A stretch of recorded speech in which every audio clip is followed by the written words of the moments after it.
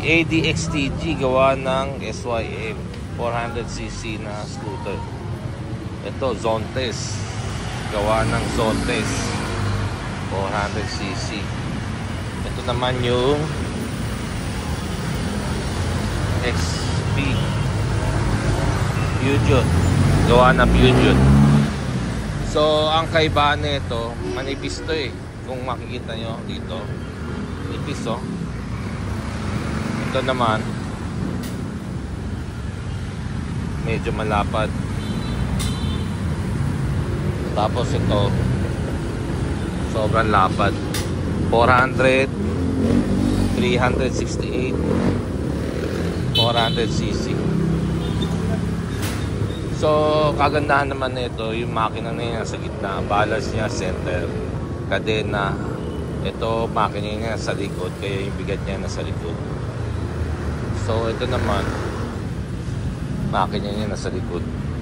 Pero ito mura, 330,000 yata. So ito mahal, nasa 400,000. Tapos yun naman 500,000. Okay, so ang kagandahan nito, yun nga yung makina, chain drive, maganda ang suspension, nasa gitna. Ayun o, ito nasa gilid dalawa. So ito naman hindi ito sa gitna eh, nadi dito sa gilid oh. Akala mo nasa gitna pero nasa gilid. So maganda to, talagang nasa balance siya. Okay, pangalawa naman, tama lang yung taas niya, hindi masyado mataas, hindi siya tiptoe. Tapos at keyless, usually lahat naman keyless na ngayon. Bago mo mabubukas yung gasolinahan, kailangan naka-turn off bago ito bubukas. Upuan naman, no, hindi siya gano'ng kalaki pero malalim. So basically isang helmet kakasya.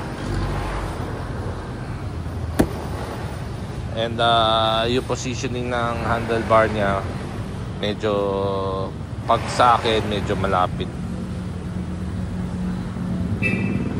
compare dito, medyo malayo.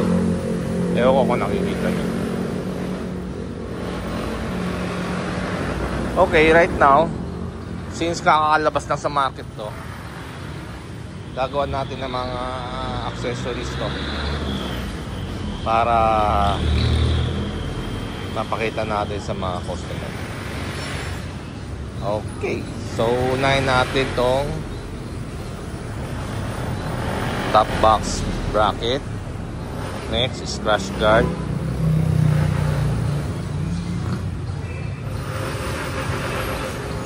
Next, hahanapan natin to ng, baka parang ano to eh, parang electric motor to eh.